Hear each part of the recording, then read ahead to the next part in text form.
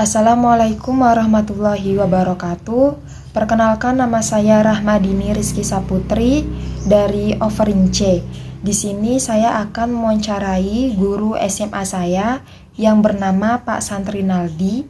Beliau merupakan seorang guru yang mengajar matematika di kelas 10 dan beliau mengajar di sekolah SMA Negeri 3 Batam. Assalamualaikum warahmatullahi wabarakatuh.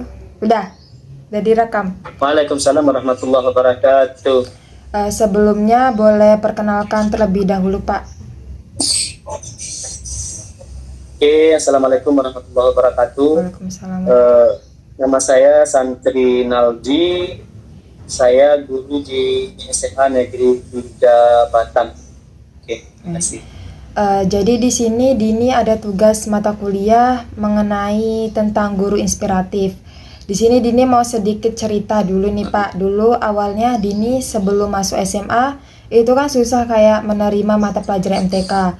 Tetapi Dini saat kelas 10 lalu diajarkan oleh Bapak dan waktu itu sempat ulangan Dini dapat 100. Di situ Dini mulai menyukai MTK. Dini merasa saat pembelajaran MTK dan diajarkan Bapak sangat mudah dipahami dan cepat ditangkap.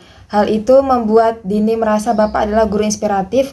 Dan apakah ada beberapa hal yang harus diperhatikan saat mengajar atau menerangkan sesuatu kepada murid agar murid dapat cepat dipahami gitu, Pak? Silakan. Oke, terima kasih. Ya. Untuk mengajar, kita terlebih dahulu harus mengetahui kondisi siswa tersebut. Nah, jika karena antara si A dan si B, dan C dan D dan seterusnya itu cara menerimanya itu tidak sama.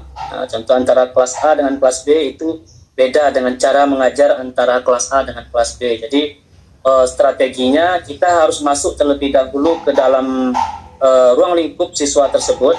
Nah, dari sana kita bisa melihat setelah seminggu atau 2 minggu kita menyimpulkan bahwa siswa A begini caranya untuk masuk mengajarnya, kemudian siswa B seperti ini cara mengajarnya. Sehingga untuk mengajar antara siswa A dengan siswa B atau umum semuanya, kita mempunyai trik masing-masing supaya pembelajaran yang kita ajarkan gampang diterima oleh siswa tersebut. Kira-kira seperti itu. Baik, Pak. Apakah juga ada persiapan materi gitu, Pak? Seperti misalkan hari ini Bapak mengajar. Nah, apakah ada persiapan dari semalam gitu, Pak, untuk mendalami materi? Nah, oke.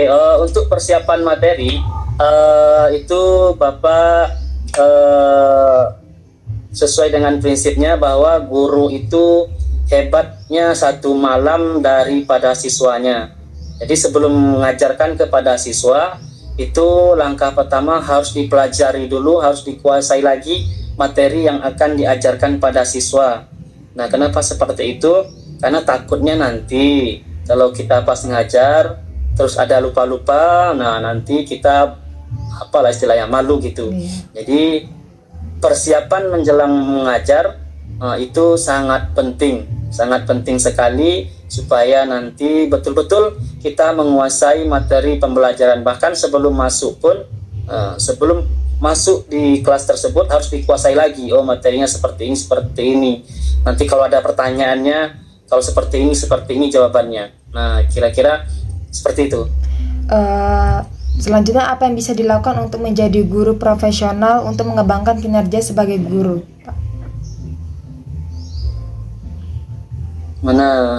Untuk mengembangkan guru profesional, langkah pertama yang harus saya lakukan adalah yang pertama adalah itu dari pendidikannya. Nah, pendidikannya itu harus lulus dulu setidaknya adalah sarjana atau S1. Nah, karena kalau tanpa kita belajar terlebih dahulu, apalagi untuk program studi pendidikan dan keguruan, itu mustahil kita untuk bisa mengajar siswa-siswa tersebut. Maka langkah pertama adalah kita harus menyelesaikan pendidikan kita terlebih dahulu. Kemudian yang kedua adalah kuasai kurikulum. Nah, karena sebagai guru profesional tentu kita harus menguasai kurikulum, karena kurikulum pendidikan yang diterapkan bisa saja berubah dari tahun ke tahun. Maka kita sebagai guru harus update terus tentang bagaimana kurikulum berjalan setiap waktunya, kita harus update. Kemudian kuasai materi. Nah, selain kurikulum, kita harus menguasai materi pembelajaran dengan baik. Seperti yang saya bilang tadi, bahwa untuk pembelajaran yang akan diajarkan kepada siswa sehari sebelumnya atau malam sebelum kita mengajar, kita materinya harus kita kuasai terlebih dahulu, supaya kita tidak gugup untuk menyampaikan materi yang akan kita sampaikan kepada siswa tersebut. Nah, kemudian terapkan metode belajar yang tepat. Nah, karena guru profesional harus bisa menerapkan metode belajar yang tepat bagi siswa-siswanya. Antara siswa A dengan siswa B, jika itu beda, maka kita gunakan metode yang, misalkan metode yang A, siswa si A dengan siswa si B, kalau tidak sama berarti harus kita gunakan metode yang berbeda-beda.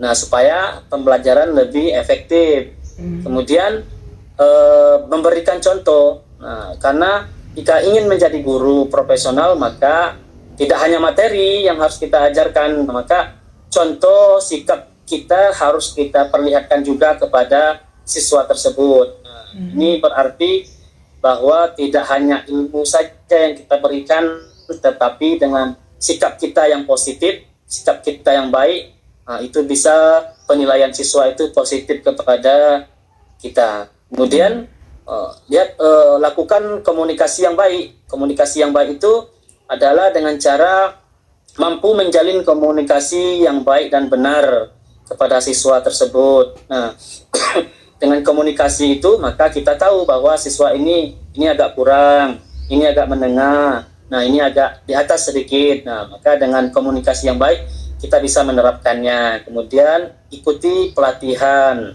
Nah, jika ada pelatihan-pelatihan tentang guru profesional, maka ada baiknya kita mengikuti pelatihan tersebut. Supaya apa? Supaya kita bisa update terus tentang ilmu kependidikan. Kemudian melakukan inovasi. Inovasi itu adalah bisa kita menciptakan perubahan dari yang belum ada kepada yang ada. Kemudian tidak lupa pula kita harus mengikuti zaman teknologi. Nah, teknologi misalkan dari dulu waktu di awal-awal lockdown itu menggunakan Google Classroom. Nah, kemudian dari tahun selanjutnya menggunakan yang namanya Google Meet atau Zoom Meeting. Nah, jadi kita harus update terus terhadap teknologi yang ada. Oke, kira-kira seperti itu, Din. Baik Pak, terima kasih Menjadi atas guru profesional seperti itu kira-kira menurut Bapak. Baik Pak, terima kasih atas waktunya. Mohon maaf kalau Dini mengganggu waktu Bapak.